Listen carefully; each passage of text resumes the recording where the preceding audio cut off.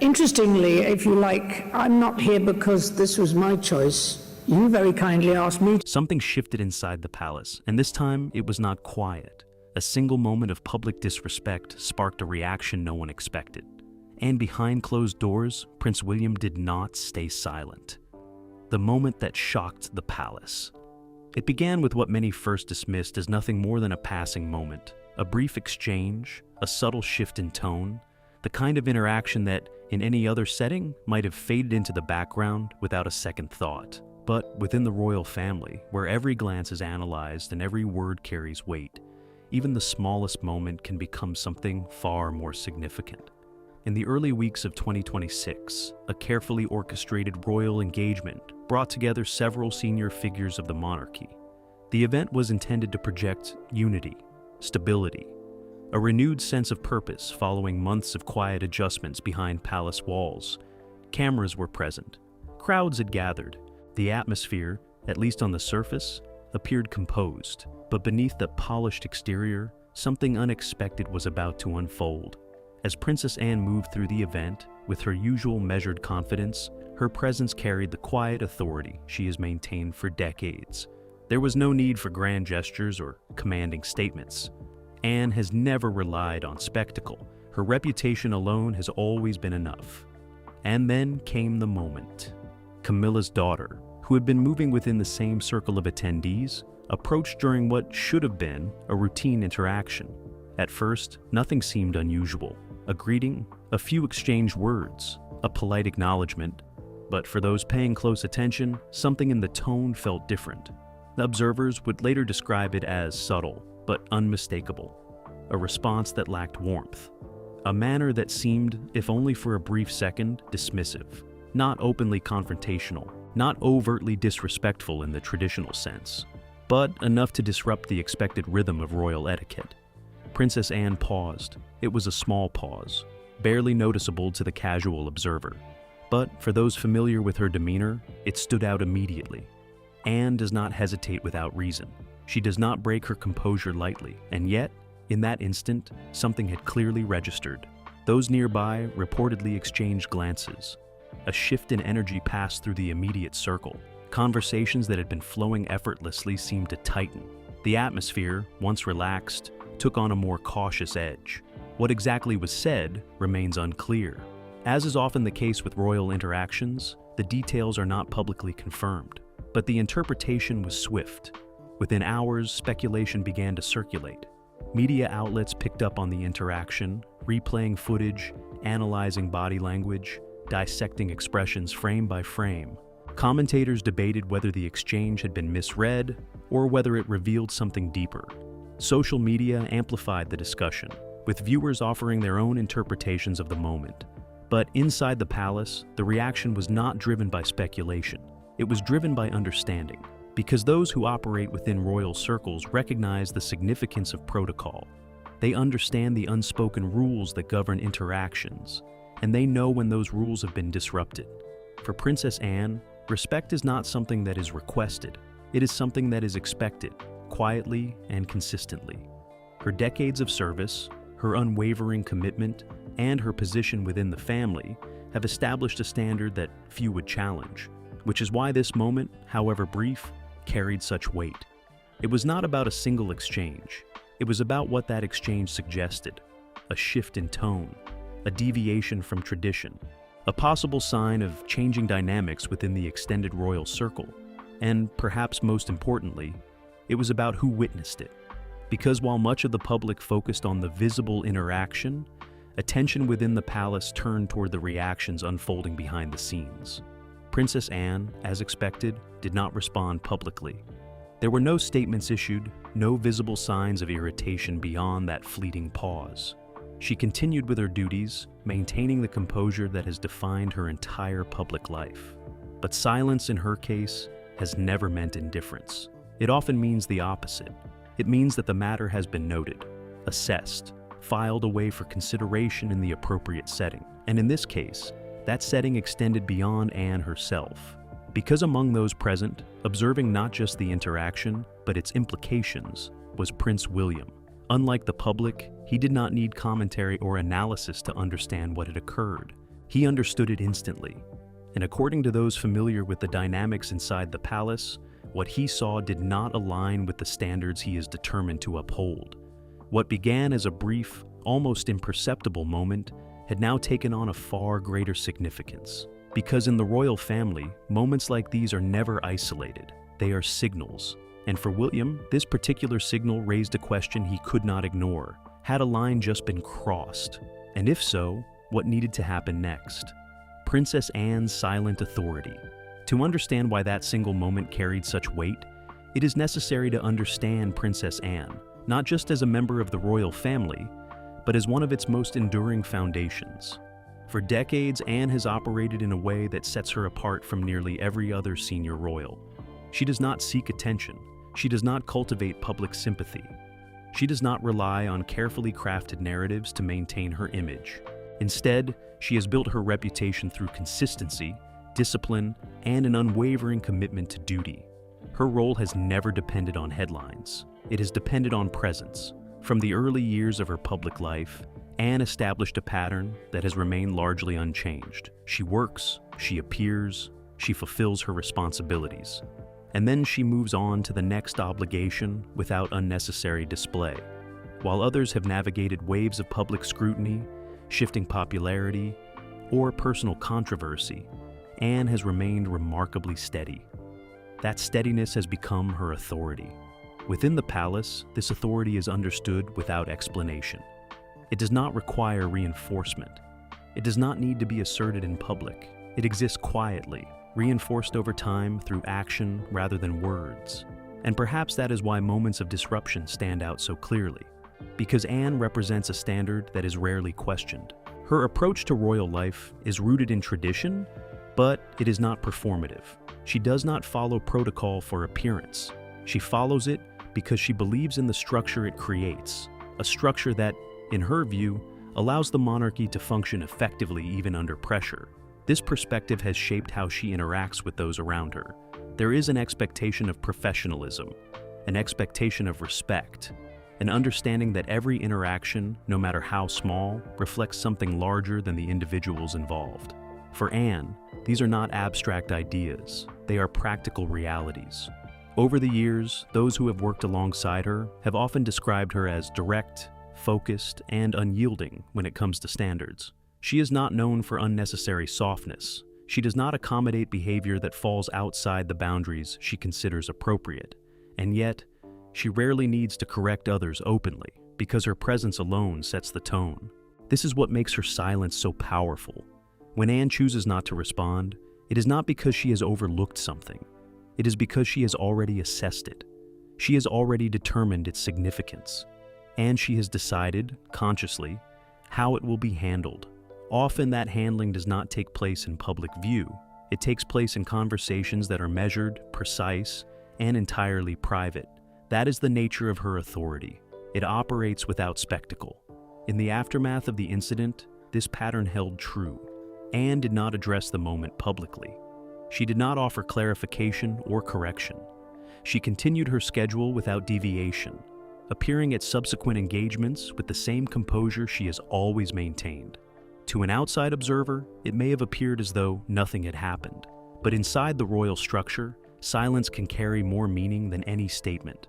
Because those who understand Anne understand that she does not ignore breaches of protocol. She registers them.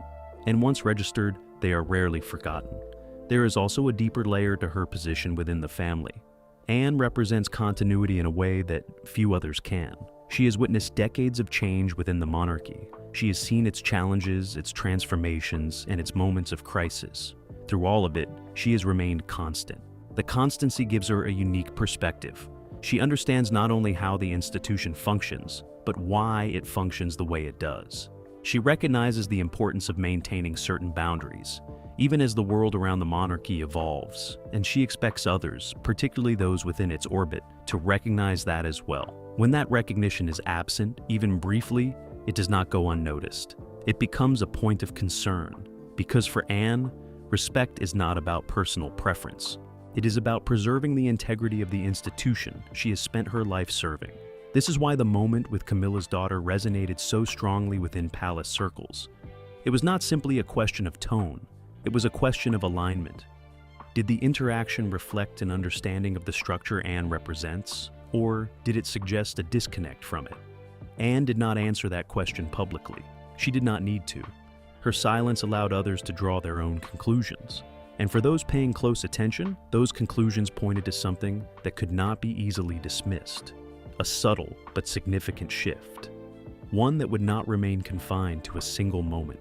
Because while Anne chose restraint, her authority does not exist in isolation.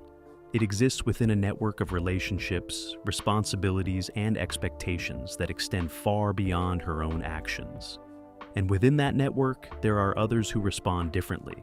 Others who, when they see that structure challenged, do not remain silent. Among them is Prince William.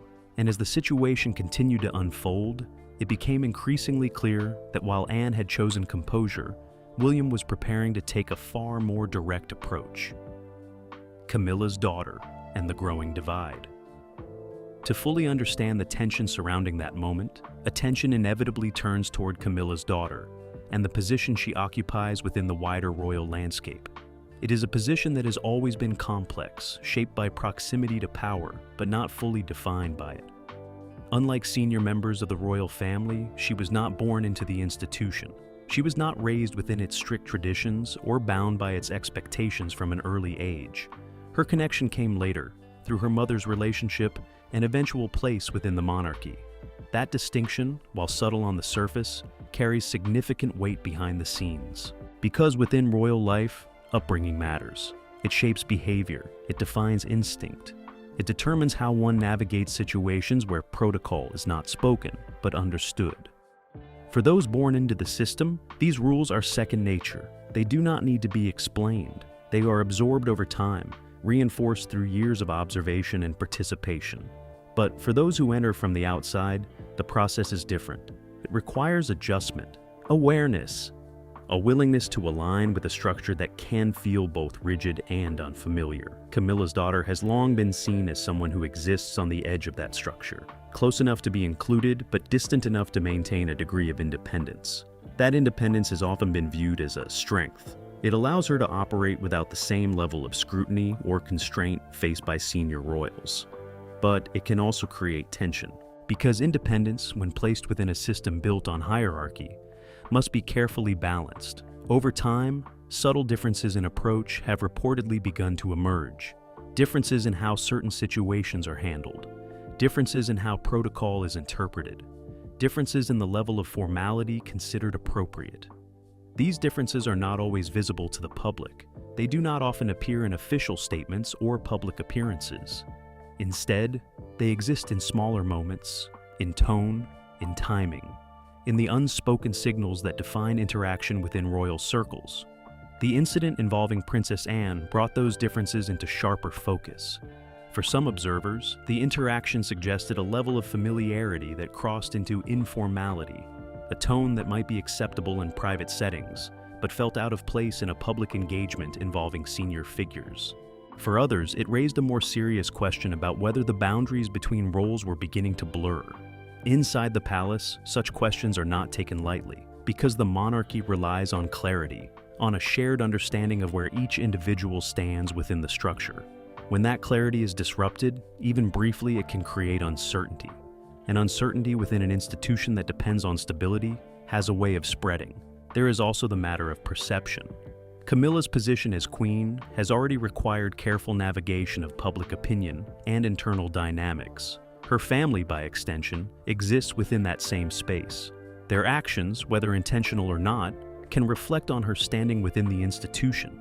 This creates an added layer of sensitivity, because any perceived misstep does not remain isolated. It becomes part of a broader narrative, a narrative that is constantly being shaped by both internal relationships and external observation. Reports from those familiar with palace dynamics suggest that this is not the first time subtle tensions have surfaced. There have been moments, small and easily overlooked, where differences in approach have created quiet friction. Nothing that escalated publicly, nothing that demanded immediate intervention, but enough to be noted. Enough to contribute to a growing sense that the balance between tradition and modernity is becoming more difficult to maintain. For some within the royal circle, This shift represents an evolution, a natural adjustment to a changing world, a move toward a more flexible interpretation of roles and expectations. For others, it raises concerns about consistency, because flexibility, if not carefully managed, can lead to ambiguity. And ambiguity, within a system built on clear lines of authority, can weaken the structure itself. The moment with Princess Anne did not create this divide. It revealed it. It brought into view something that had been developing quietly beneath the surface. A difference not just in behavior, but in perspective. On one side stands a traditional understanding of the monarchy, represented by figures like Anne, where protocol is not optional, but essential. On the other side stands a more modern approach, where individuality and informality play a larger role. Neither perspective exists in isolation. They intersect, they overlap, they coexist within the same institution. But when they collide, even briefly, the result can be difficult to ignore. This is what made the incident so significant. It was not simply about what was said or how it was said. It was about what it represented. A moment where two different interpretations of royal life met in a way that felt misaligned. And once that misalignment became visible, it demanded attention.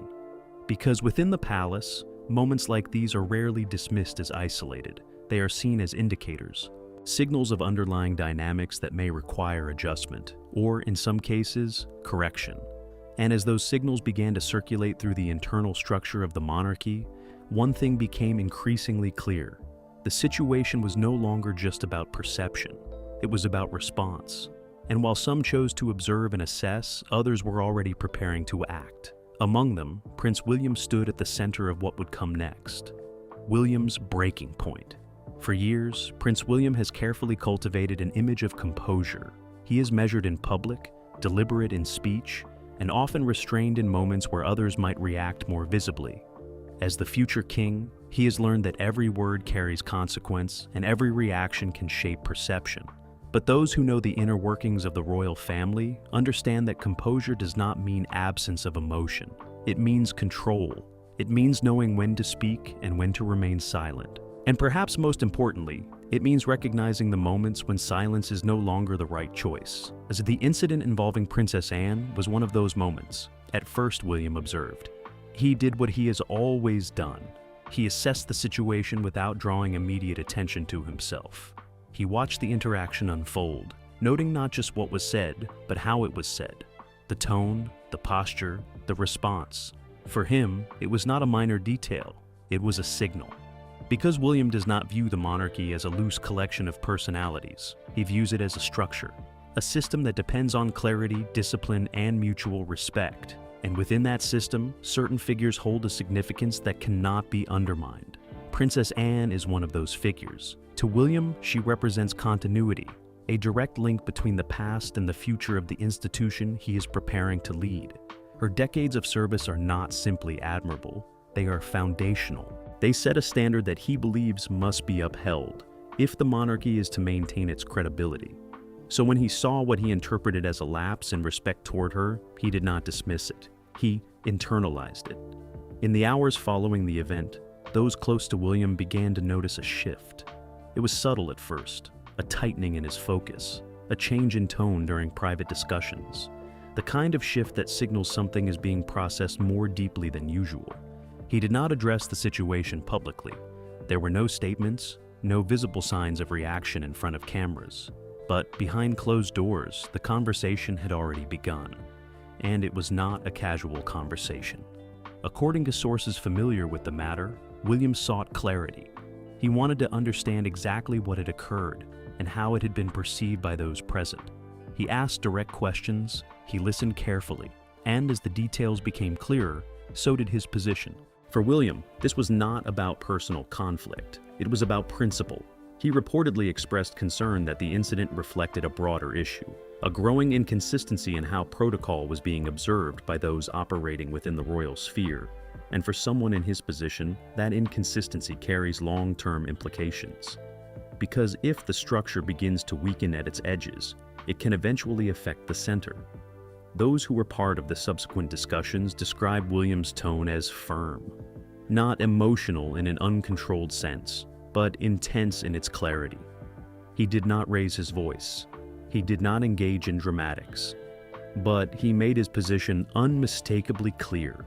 Respect for senior members of the royal family, particularly someone of Princess Anne's standing, is not optional. It is expected. And when that expectation is not met, it must be addressed. This was the point at which observers began to describe his reaction as an eruption. Not because it was loud or chaotic, but because it marked a decisive shift from observation to action. William was no longer simply noting the issue. He was responding to it. Insiders suggest that a private meeting followed, one that brought together key individuals connected to the situation. The details of that meeting remain closely guarded, as is often the case with internal royal matters. But what has been indicated is that William used that moment to reinforce boundaries. He emphasized the importance of understanding roles within the institution. He clarified expectations around conduct, particularly in public settings. And he made it known that deviations from those expectations would not be overlooked. This was not about punishment. It was about alignment. For William, the future of the monarchy depends on a shared commitment to its core principles. Without that commitment, the institution risks becoming fragmented, and fragmentation is something he is determined to avoid. There is also a personal dimension to his response. William has spent much of his life navigating the complexities of royal identity. He has seen firsthand how public perception can be shaped by internal dynamics. He has witnessed the consequences of misalignment within the family. Those experiences have informed his approach. He understands that small moments can have large implications, that a single interaction, if left unaddressed, can set a precedent, and that precedent, over time, can influence behavior in ways that are difficult to reverse. This is why he chose to act, not impulsively, but deliberately, not publicly, but privately, and not out of emotion alone, but out of a sense of responsibility. Because in his view, maintaining the integrity of the monarchy requires more than tradition. It requires enforcement. The incident with Princess Anne became a defining moment in that process, a point at which William demonstrated that he is not only preparing to inherit the role of king, but also willing to take the steps necessary to protect what that role represents. And as the immediate tension began to settle, one thing became increasingly clear. This was not the end of the matter. It was the beginning of a broader recalibration, one that would extend beyond a single interaction and into the deeper dynamics shaping the future of the royal family. Power, loyalty, and royal lines being drawn. What followed in the days after the incident was not loud, but it was unmistakable. There were no public statements, no visible confrontations, and no dramatic gestures played out for the world to see. Instead, the shift happened in the way royal matters often do, quietly, deliberately, and with purpose. Inside the palace, attention turned toward alignment, because beyond the surface of the disagreement lay a deeper question, not about personalities, but about loyalty. Not about a single moment, but about what that moment revealed. The monarchy does not operate on emotion alone. It operates on structure, on a shared understanding of roles, responsibilities, and boundaries. And when those boundaries appear to blur, even slightly, it creates a need for clarification. Sources suggest that, in the aftermath, conversations began to take shape around expectations. Who represents what? Who speaks for whom? And perhaps most importantly, who stands where when the structure is tested? Princess Anne's position within that structure has never been ambiguous. She represents continuity and discipline. Her loyalty has been demonstrated not through words, but through decades of consistent service. That kind of record carries weight that cannot easily be challenged. Prince William, as the future king, occupies a different but equally critical role. He is not only part of the system, he is responsible for preserving it. His actions in this situation made it clear that he views loyalty not as a flexible concept, but as a fixed principle. For him, loyalty means upholding the standards that define the monarchy, even when doing so requires difficult conversations. On the other side of this dynamic sits a more modern interpretation of royal connection, one that is less bound by tradition and more influenced by individuality. Camilla's extended family, while connected to the institution, does not carry the same historical weight or defined responsibilities. This creates a natural tension, because when individuals operate within the same space but under different expectations, the risk of misalignment increases. The incident brought that misalignment into focus, and once it was visible, it required response. Insiders indicate that the palace has since moved to reinforce certain boundaries, not through public correction, but through subtle adjustments, changes in tone, changes in access, changes in how interactions are managed moving forward. These adjustments are not announced, they are felt. They signal that while the monarchy may evolve, its core structure remains intact, that respect is not optional, that roles are not interchangeable, and that actions, even brief ones, can influence standing within the institution. For those observing closely, the message has become clear. Lines have been drawn, not in a way that creates open division, but in a way that defines limits. A reminder that proximity to the monarchy does not equate to equality within it, that there is still a hierarchy, still an order that governs how individuals interact. And perhaps most importantly, that this order will be protected, because as the monarchy moves forward into an increasingly modern world, it faces a constant challenge, balancing tradition with change, flexibility with structure, individual expression with institutional identity. Moments like this test that balance. They reveal where adjustments are needed, where clarity must be restored, and where leadership must step in to guide the direction. In this case, that leadership came from William, and in doing so, he has signaled something that extends far beyond a single incident. That the future of the monarchy will not be left to interpretation, it will be defined. What this means for the future of the monarchy. What began as a brief and easily overlooked moment has now taken on a far greater significance. Not because of what was said alone, but because of what it revealed about the direction in which the monarchy is moving. At its core, this situation has highlighted a reality that can no longer be ignored. The royal family is no longer operating within a single, unified rhythm. It is navigating multiple perspectives at once: tradition and modernity, structure and flexibility, authority and individuality. And balancing those forces is becoming increasingly complex. For decades, the monarchy has relied on a clear internal order. Each member understood their role. Each interaction reflected that understanding. While disagreements and tensions have always existed, they were often contained within a framework that kept the institution stable. But as the royal circle expands to include individuals who were not raised within that framework, the boundaries become less instinctive. They must be defined, reinforced, and, when necessary, defended. This is where Prince William's role becomes critical. His response to the incident signals a shift in how the next generation of leadership intends to operate. He is not simply inheriting a system, he is actively shaping it, setting expectations not just for public behavior, but for internal alignment. Because for William, the future of the monarchy depends on consistency. It depends on ensuring that everyone within its orbit understands the weight of the institution they are connected to. That connection is not symbolic, it carries responsibility. And when that responsibility is not fully recognized, it creates friction. The moment involving Princess Anne exposed that friction in a way that could not be easily dismissed. It showed that even small deviations from expected conduct can carry broader implications, not just for individuals, but for the perception of the monarchy as a whole. Public confidence in the royal family is closely tied to the image it presents: stability, unity, discipline. When those elements appear to weaken, even briefly, it raises questions about the institution's ability to maintain its relevance. William appears to understand this clearly. His actions suggest that he is unwilling to allow ambiguity to take root, that he sees moments like this not as isolated incidents, but as opportunities to reinforce the standards that will define his future reign. There is also a broader message embedded in this situation, that proximity to the monarchy does not automatically grant influence within it, that respect for hierarchy remains a defining feature, even as the institution evolves, and that those who operate within its sphere are expected to adapt to its structure, not reshape it according to personal preference. This does not mean the monarchy will resist change entirely, but it does mean that change will be managed carefully, deliberately, with a clear understanding of what must remain intact. Princess Anne's silent authority represents one end of that balance, a reminder of the values that have sustained the institution for generations.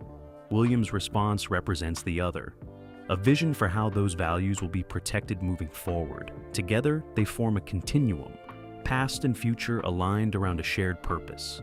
The incident itself may fade from public attention in time. New stories will emerge, new moments will capture headlines. But within the palace, its impact is likely to endure. Because it has already served its function, it has clarified expectations, it has reinforced boundaries, and it has demonstrated that the future leadership of the monarchy is prepared to act when those boundaries are tested. The question now is not whether the monarchy will change, it is how it will manage that change without losing the structure that defines it. And based on what has just unfolded, the answer is becoming increasingly clear.